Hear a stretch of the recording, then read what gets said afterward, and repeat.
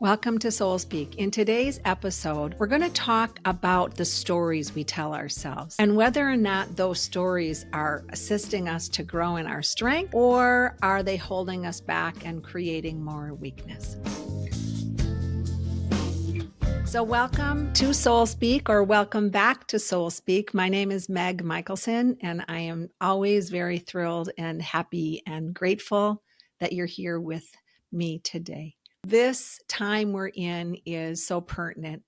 And I say that all the time because it is. We are in such heavy time, but it's heaviness for a reason. It's not heavy just to be heavy. It's because the heavier we are, maybe that means the more we are holding ourselves back.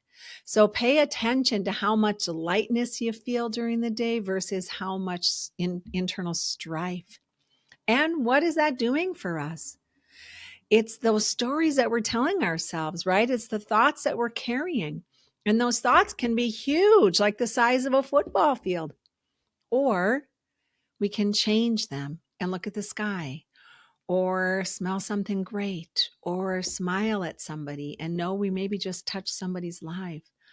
So we get to shift those stories. And the more we try to shift them, who knows, right?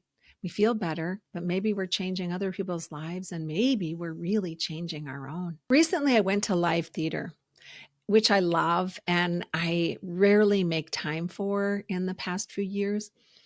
This show was so good that I actually went to it twice.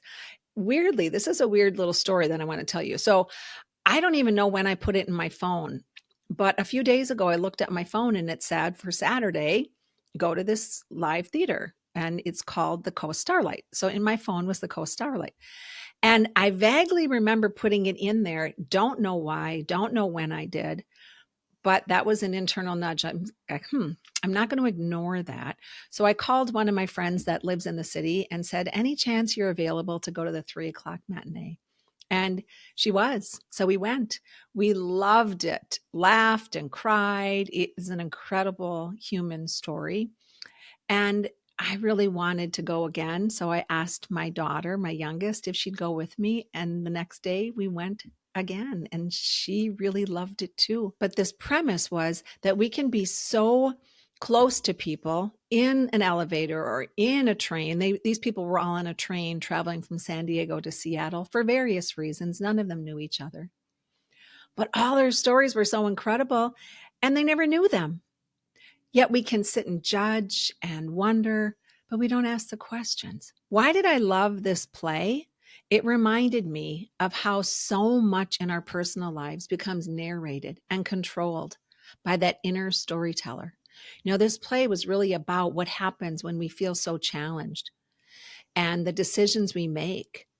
And we can do so much in our head, or maybe we could reach out to people for advice. But because oftentimes we're judging or we're too afraid or we are uncomfortable to ask questions or ask other people what their story is, we end up feeling alone and sometimes making decisions that maybe weren't to our highest good. But it really reminded me so much of how our personal lives are bettered or not.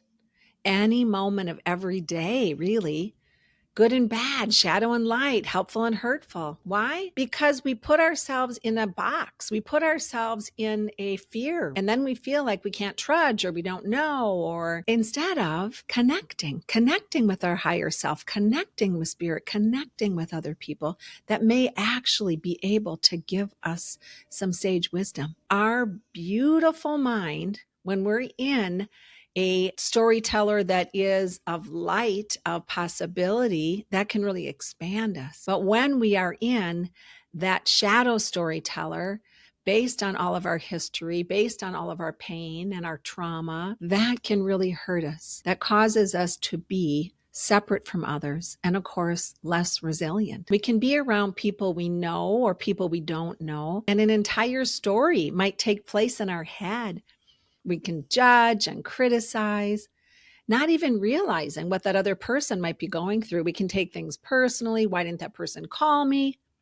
I was recently talking to somebody who said Her friends hadn't called her since she moved, and she was recognizing, oh, I wonder what they're going through. So that moment of, oh, I wonder what they're going through, broke the shadow story of feeling like, poor me. Why isn't anyone reaching out to me? Well, why aren't I reaching out to them to see what's going on with them? Notice how that can propel us forward, and it feels more empowering. It feels lighter. Doesn't mean we're not going to pay attention to what's going on within. It just means we want to keep everything in balance. Me and all these other people, not just me, and not just all those other people. That's another story. And we might actually be able to help ourselves more in our lives if we choose to stay present in this moment, sticking to the facts as best we can, sticking to that present time, 5 senses, and being in wonder, trying to avoid being in panic or catastrophic thinking unless truly the situation is a catastrophe, which is very rare. When we stay in true curious wonder, then we can get the bing, bing, bing, bing, bing. All those lights go off. We might get an aha. We feel more empowered. We feel lighter. We feel like, wow, things could work out. Maybe if I keep putting this effort in, something will happen. So how we assume and how we judge, how we don't ask ourselves or our higher self or spirit, we get stuck in these old beliefs, our old paradigms. We may not even know what the truth is. The longer we allow ourselves to get stuck in old stories, the further away we become from the truth. And that is true. And again, we can get it back in a nanosecond because our mind works at the speed of light, that fast. So we can shift a thought. And we might have to shift it multiple times in an hour or in a few minutes. But just notice how quickly it can shift because our mind works that fast. And then we can get back to the truth. Otherwise, we allow ourselves to be stuck in those old stories, old relationship dynamics.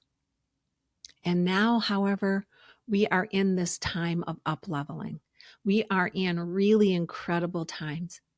In order to witness our lives and the lives of others in healthy ways, in order to connect to the goodness, we need to stay clear, get back to clear. We need to stay present to what is in front of us. Now, I was thinking, how often do people push away destiny, something they're destined to do, because they fell out of wonder or belief or faith?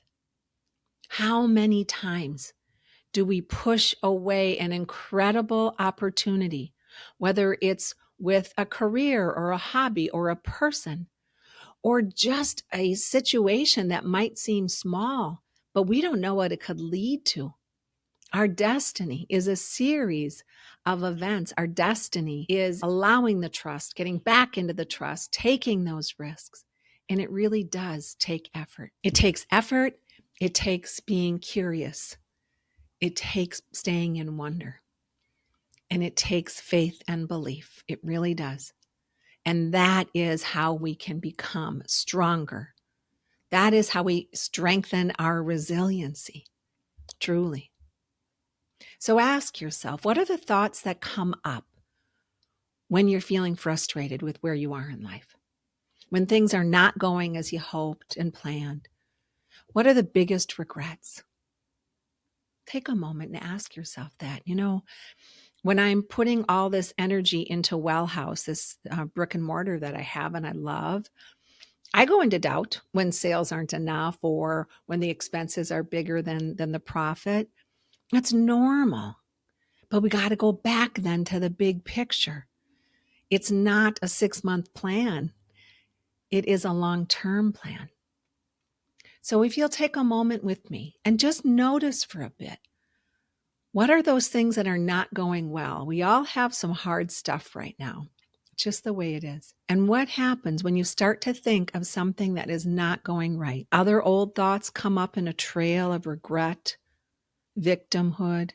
After that first one, it sure happens to me. And I'm not even consciously doing it. Why? Under that, it's that subconscious patterning that we have. Yet we are meant to learn how to control those thoughts because we can. It just takes effort. This time we're in, this is all about new chapters. We've been in this push about 2 weeks of these eclipses, but it's been a series that's been going on longer than this. New chapters, new beginnings, karmic resolutions.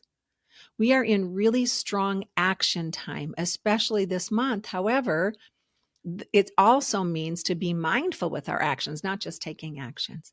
So it's vital to stay present. It's vital to put the past away, unless there's something we learned from the past that we want to bring into this moment to help us with the decision making. Looking at maybe if I'm spending more than I'm bringing in, is this a good use of my resources? And maybe it is, but taking the time to look at long-term and short-term mindfulness. Stay in the present moment.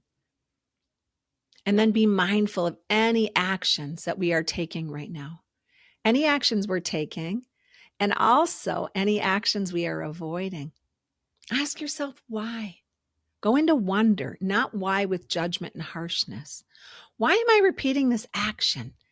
Is this action actually helping move me forward? What's going on within me that I keep doing this? What's the buyout for me? What is it providing me? Comfort to stay in discomfort? Or why am I avoiding this action? Wonder, not judgment, but wonder. What is the fear around me right now? If I take these steps, where is my mind going with it? Do I want to take these steps? And will they move me forward?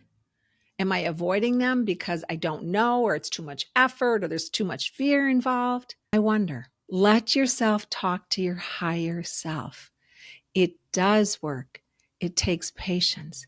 We can't be in rigidity and expect that. We want to stay in wonder and allow that. That requires perseverance. Be diligent about being in awareness. Stay consistent with the thoughts as much as we can. Change them, get back changing them, get back changing them, get back, like really work at clearing out those thoughts that no longer do us any good. And be mindful also of using our voice, both inner and outer voice, that inner voice as well as our external voice, to self and others in healthy ways that create more strength and, of course, resilience. This month, we're in Venus, we're in October. It's relationships, it's balance. And of course, life is always about relationships in some regard, relationships with self and others. There's just more emphasis on it right now. Eclipses are a time of karmic cleansing, and we're in an eclipse. What patterns are we using that we've been using that are not working? Maybe it's my patterning, maybe it's family history patterning. Are these things that I want to continue? Or do I want to put the effort in to change? Just like if, you want to build more muscle or increase bone density or eat healthy or drink more water, it takes training. It takes mindfulness. It takes that persistence, perseverance. Same thing, right? Anytime we're changing a pattern, it takes perseverance. The cycle that we're in that has been harder is here to help us break free from those patterns that have hurt us, including codependency, including how we use our voice, how we communicate, again, with self and others. So paying attention to my inner voice and my external. What stories am I replaying? What's going on within? And what am I projecting externally? This time we're in is also a highly soul connection time. Pay attention to your dreams. My dreams have been so vivid. And yesterday I had a dream that there was bees in my dream and they were following me and they were all around me. None of them stung me, but there was a little fear involved. And then today there was this beautiful dead bee on the windowsill at my office. And I've not seen that before. Was it coincidence? I don't know. Was it a symbolic gesture from spirit for me to pay attention, a sign? Maybe so. Another cool thing that happened today, which I would call a soul connection. A woman came in when I was working at the register in the Well House Cafe. And I do love to work there sometimes because it helps me connect with people and have conversations with people and get to know where people are at. This lovely woman was purchasing something. And when I looked to tell her how much she owed, there was another thing added and it said boundaries. We don't even sell that. It was something we used to have a long time ago. I don't even know where I would find it. And I said, God, you know what? This is really weird. But the word boundaries popped up here. And I don't know why that would. It's never happened before. And she started to cry. She got really connected to self and said, oh my gosh, I know what that's about.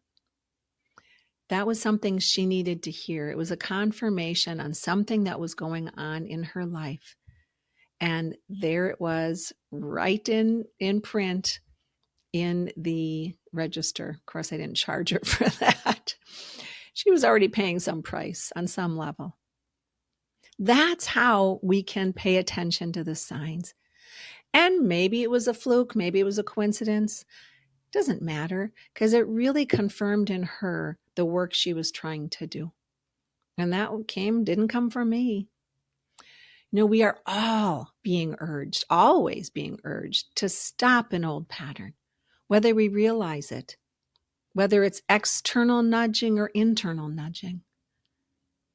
Our internal knowing will always give us that nudge when we might feel something in our gut or a clog in our throat. Pay attention to those signs. Our body is giving off signs all day long. We don't want to ignore it. We want to just pause and say, maybe this is something I'm supposed to not be doing. Or maybe this is something I'm supposed to be moving forward with. Or maybe this is something I shouldn't say. That blatant cash register sign for that woman. Who knows, right?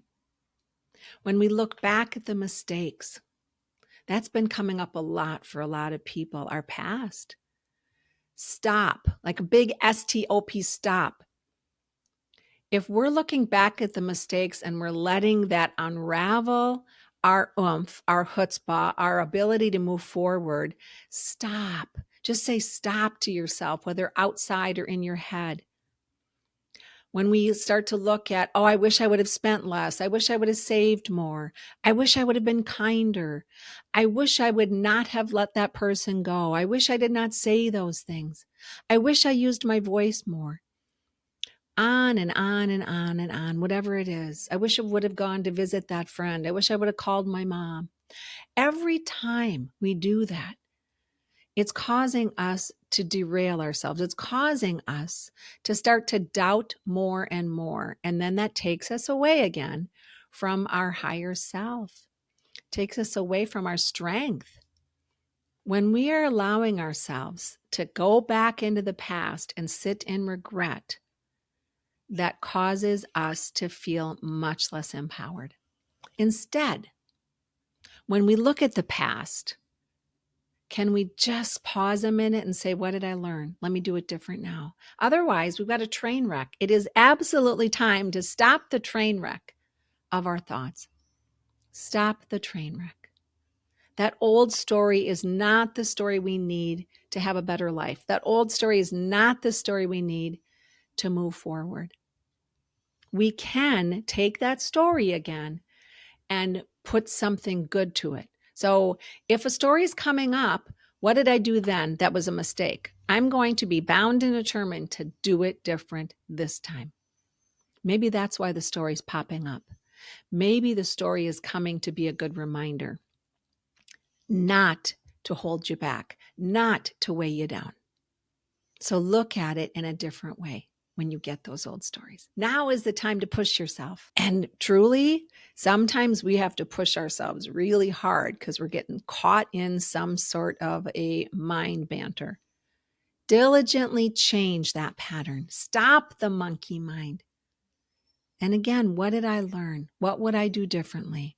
That's going to take you really pushing yourself out of your comfort zone to move forward, move forward, move forward. How am I going to do it differently now? Because otherwise, we go back into our past. We feel bad. And then remember what happens when we start to feel bad about our history. We start to say, what's the difference? And then we can keep doing the same thing over and over. I'm just going to keep eating unhealthy because what's the difference? Because I've been eating unhealthy all day, so why not just continue? Is that really true?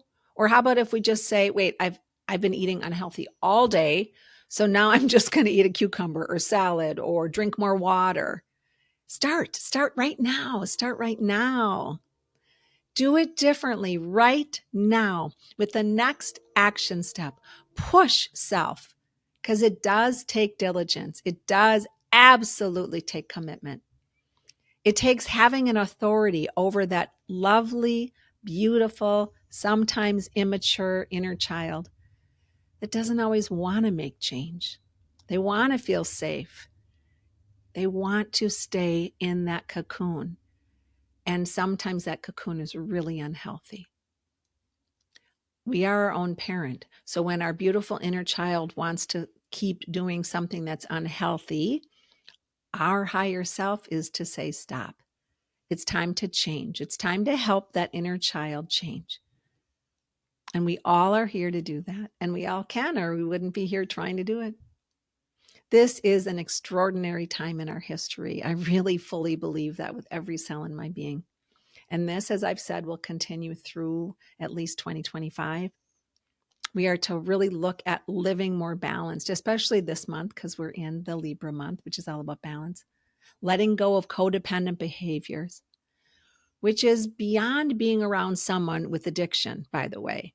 Codependency isn't just about being with an addict. There's so many subtle codependent behaviors. I was thinking about that the other day. One pattern that we may not think that is codependency is spending our day thinking about other people's problems, other people's stuff, other people's issues, other people's things we don't have throughout our day, instead of staying present to what's in front of us at that moment. When we're putting the needs of others ahead of our own or putting the lives of others ahead of our own, think about that. How can that be nurturing to self? To be worried about judging, trying to come up with ways to fix the problems of another. Is that nurturing? We can spend hours thinking about other people's stuff. However, perhaps that time would be better spent creating stability in our own lives, creating happiness in our own lives, creating something, going for a walk, looking at the beauty, changing our thoughts, finding things to be happy with, finding ways to laugh, finding ways to have joy. We're helping others well, we think we are, but when we're thinking about someone and stressing about someone else's problems and how we're going to fix their problems, we're really not helping others. But we might think we are. That's that codependency. But we're disconnecting with our own needs and wants. Why? Why do we do that? What's the wonder? I wonder why I do that. That's a beautiful thing to ask self. I wonder why. Because sometimes we feel like it takes more effort to change our own life.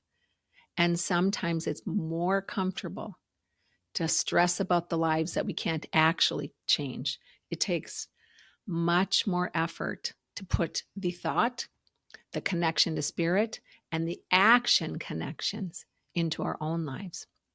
And then it becomes easier because then our life starts to roll better. Then we start to become happier, see more goodness, at least for the most part, right? Most of the time.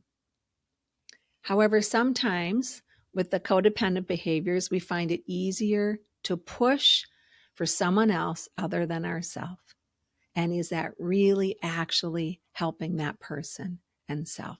Think about that. Another subtle way we might have that weakness that comes with codependency, where we're avoiding our own stuff, is not recognizing that in order to feel good about self, we need to feel important to someone else. You know, I'm absolutely 100% love helping people. And I've said this in previous episodes that sometimes I have put other people before me way too much in my life, to my own detriment, absolutely. And that makes me feel good. But is that healthy? No, that's a sign of codependency. It is healthier to feel good about self while also helping self and helping others where and when we can.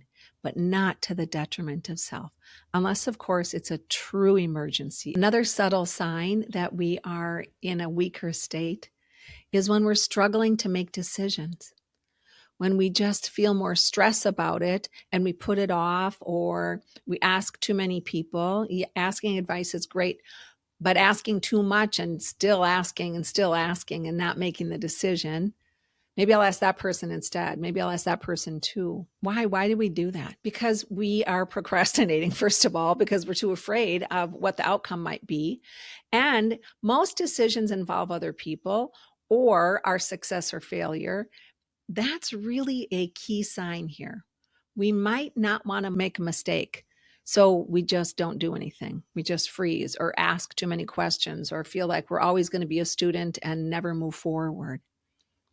Why? Because we stop trusting self. When we allow ourselves then to take the day and do some self-care, true self-care, stop trying to fix other people, stop worrying about others, stop worrying about self. Find ways to feel good and empowered. Now our trust comes back too. Another subtle way, falling in love with people or finding friends or your kids' friends who you can rescue. Now, a woman I know understands that all too well. Her heart tends to go out to men that need her. And we were talking about that the other day. And she's like, wow, I didn't even recognize that. When I look back at all the men, they all needed me. And they all gave me less than I gave them. I'm like, yeah, that's that underlying feeling of codependency, right? I'm more important if I'm needed, if I can give, if I can help solve their problems, if I can fix them. But in the meantime, I'm feeling kind of rotten about myself, or I'm not doing enough self-care. I'm not doing enough nurturing. I'm not moving forward with my hopes and dreams. No, we can really, truly get there by looking at how we are doing our self-care. Self-care, again, is body, mind, spirit. And that's also related to the stories we are telling ourselves. Self-care means we are not allowing ourselves to talk so negatively about self, or to hold ourselves with guilt and regret about the past, or to blame things on other people. My life is because of blah, blah, blah. No, that's not nurturing. That's not healthy self-care. What is nurturing is to notice when we are doing that, and to pause and to breathe. Recognize the story that is going on in your head, and then ask your higher self, your higher power, people you trust, to support that, to help you get back on track. All right, universe, help me stop those crazy mind thoughts. Or if you're with a friend that knows that pattern in you, when you're doing it, ask her or him or they to say, hey, you asked me to remind you. Well, now you're in that place. That's okay, right? Because that's healthy support. Choose someone that's not going to be mean or critical, just kind and supportive. And we can always ask, of course, our higher self and our higher power. There's support all the time, in whatever way is to our highest good. Or if you're helping someone else and you're stuck in those thought patterns, let it go, breathe it out, and then ask your higher power, if I'm supposed to support that person, let the aha come. The more we allow ourselves to stop those tricky patterns, to stop those tricky stories and connect more with wonder and more with aha, it's amazing how much goodness can come in, how much guidance can come in. But again, we're in a tricky time, so it's going to take more effort over this next 2 months. It really is. This has not been a fully easy time. It takes more effort. And the effort, the action includes mindfulness training. Train your brain to get out of monkey mind. Train your brain to work with you. Train your mind, those thoughts, to work with you, not against you. Then you have more of those light-filled ahas and much less worry. I wish you a beautiful day, and I wish you a wonderful fall. Thank you for being here and for liking and for sharing, and we will connect again next week. Hey, listeners, thank you so much for being part of the Soul Speak world. I really appreciate that. And if you're willing, and if you find this of value, would you please follow on any of the platforms you're listening to, whether that's Apple or Spotify or Google or any of the platforms. And of course, I love the ratings if you find this valuable. You can also follow me on YouTube and like and share. And all of that really makes a difference. Appreciate your participation. And of course, I really appreciate you being part of this world.